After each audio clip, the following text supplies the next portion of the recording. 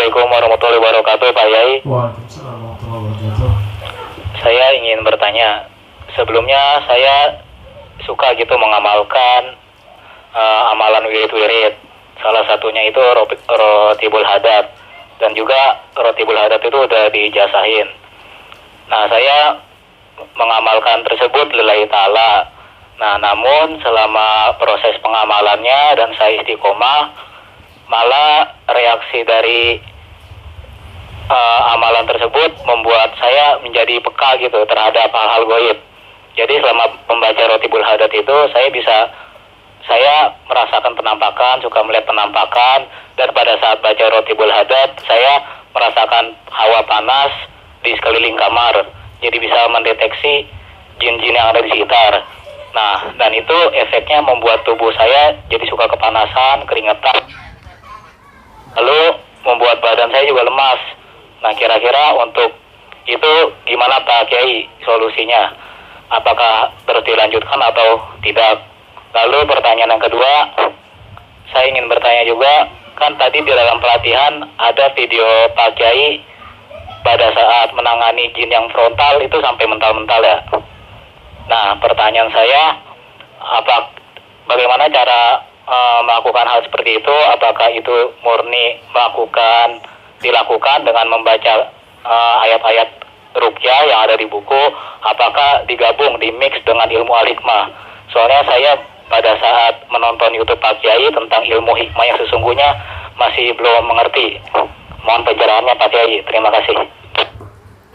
Ya, Rotibul Hadat itu umum, siapapun boleh mengamalkannya. Ijazah umum, tetapi untuk mendapatkan power khusus perlu ada ijazah khusus.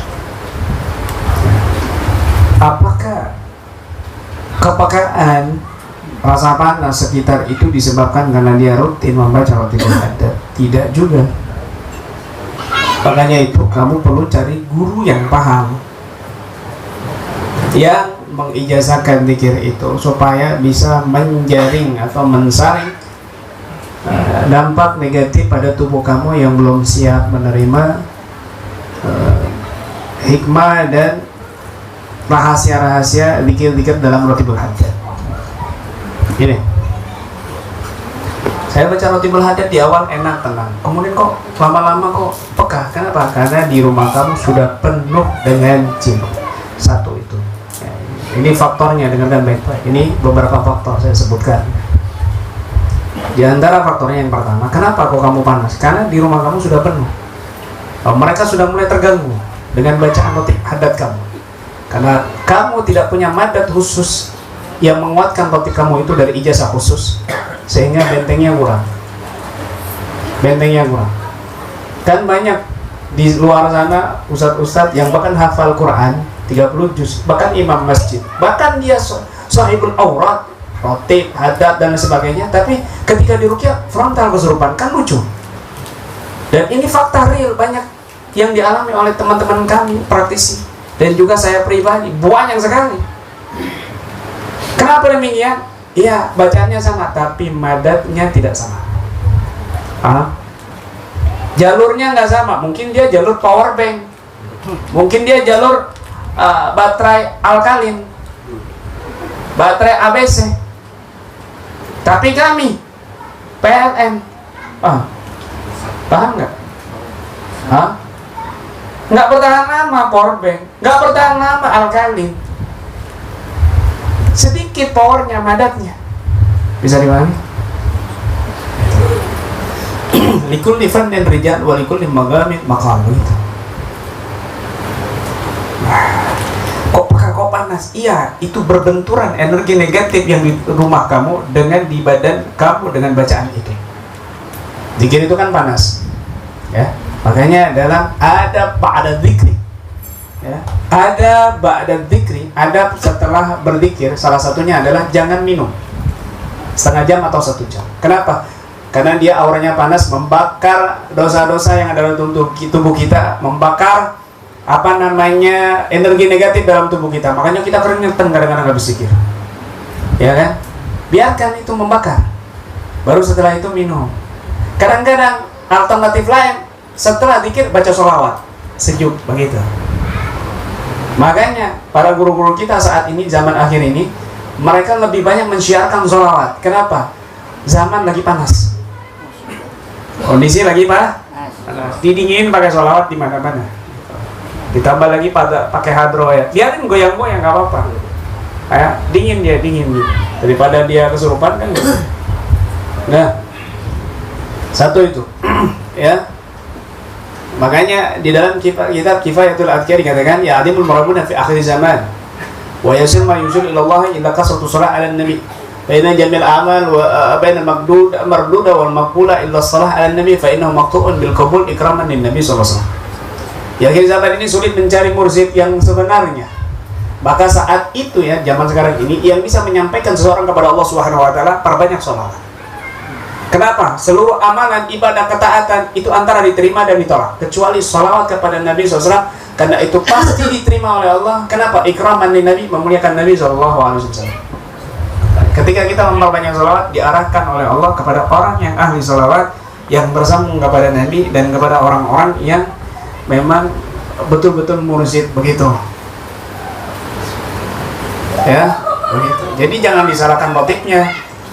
Terus gimana berhenti? Jangan berhenti. Berhenti lebih parah lagi nantinya.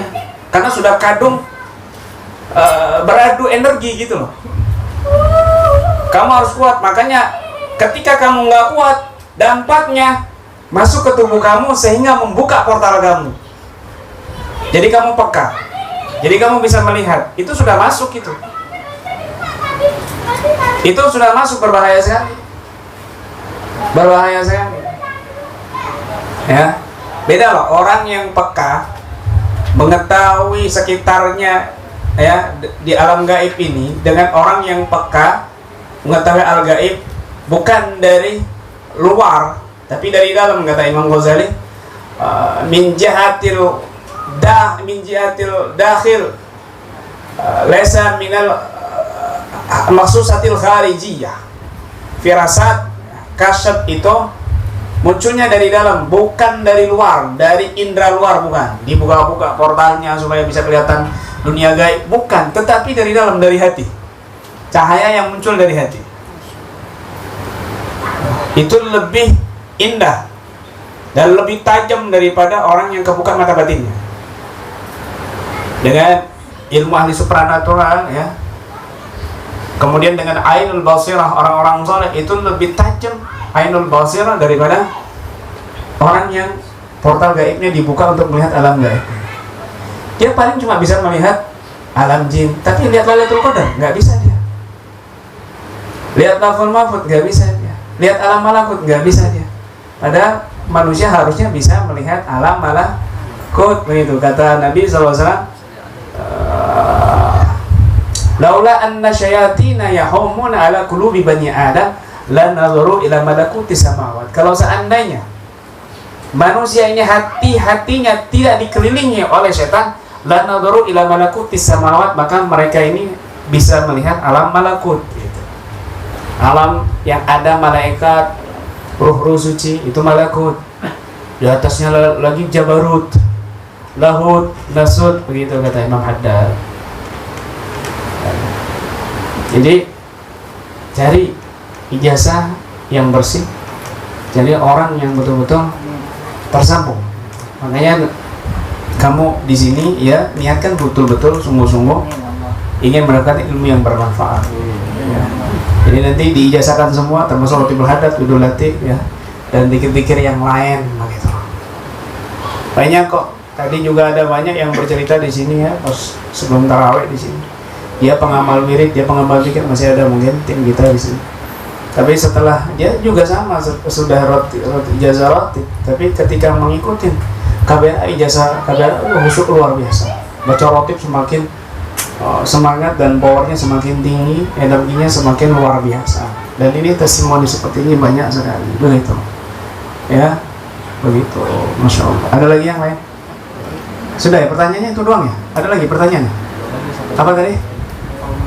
Mental-mental. Ya, ilmu mental-mental gimana? Apa ada tenaga dalam atau tenaga luar misalnya? Atau mungkin pakai hodam? Atau itu cuma settingan gitu? Gimana? Ya, perhatikan baik-baik ya. Kalau dibilang settingan, coba perhatikan baik-baik.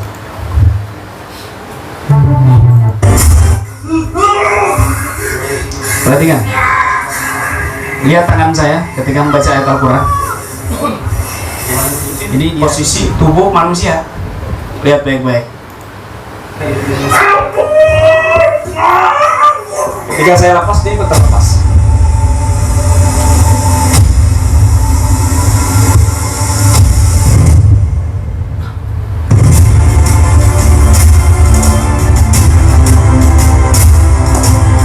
Ya. Dan ini saya baca Quran. Saya sedang baca Quran semuanya nih. Lihat. Nggak ada saya ngomong terlepas. Nggak ada. Dengarkan baik-baik.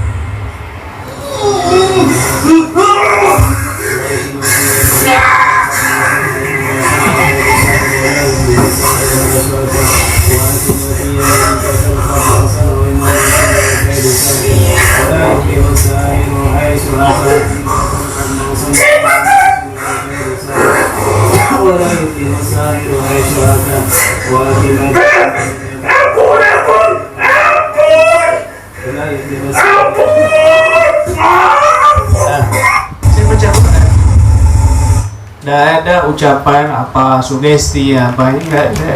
Orang ahli hipno nggak akan bisa menjelaskan ini, ya.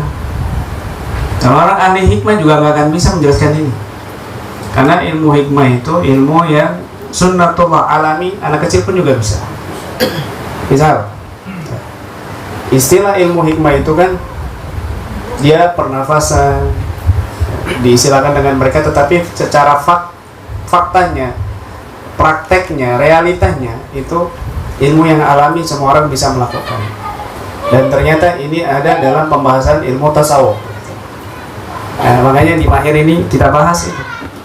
Latihan mahir ini kita bahas di sini. Latifah, cakra, sedulur papat, lima banjir, itu kita bahas. Nah, kemudian ketika orang ini emosi, marah-marah, kamu kalau lagi marah tinggi, badan kamu ada yang gemeter nggak? Ada kan? Nah, pada saat orang gemeter ini berarti dia ini sedang lemah latifahnya, cakranya, sehingga dihadapkan dengan orang yang tenang mental. Makanya di ilmu hikmah, ilmu karomah-karomahan, untuk mukul orang terpental dia pakai emosi tinggi, iya kan? Pakai emosi tinggi. Kalau nggak pakai emosi, ya kena fisik dengan fisik. Tapi kalau pakai emosi tinggi dan yang ini tenang, ya emosinya yang terpental.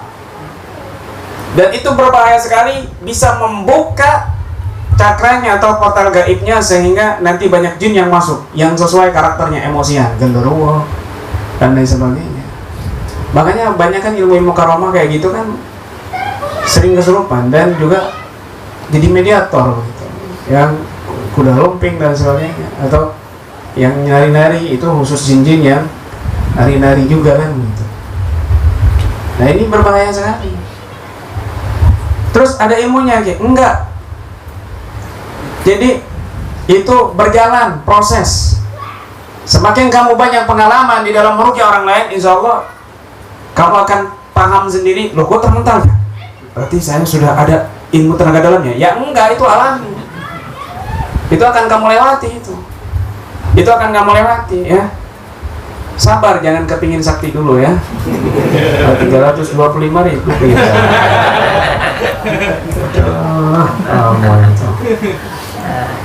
Baik, ada perempuan yang mungkin ya. Sebentar, perempuan dulu. Sudah. Terima kasih.